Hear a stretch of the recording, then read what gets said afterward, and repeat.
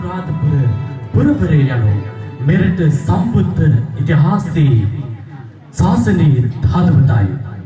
එවන්දු පූජනීය පින්බිමක හේරත්පල් මිල්ලව පුරාණ රජමහා විහාරස්ථානයේ මේ පින්බර සන්ධ්‍යාවේ අප රැස් සිටින්නේ අපගේ ජීවිත ධර්මයෙන් ආලෝකවත් කරගනු පිණිසයි.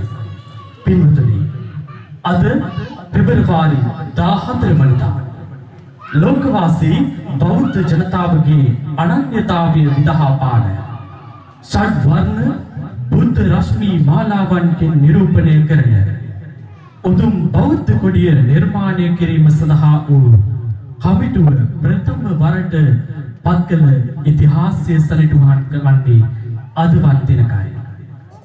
එවන් සුවිශේෂී දිනක අනන්ත වූ බුදුගුණ මහිමය ධර්මය තුළින් ශ්‍රවණය කරන්නට ලැබීම අප සමගී පින් මහිමය ලෙස මා දකිනවා.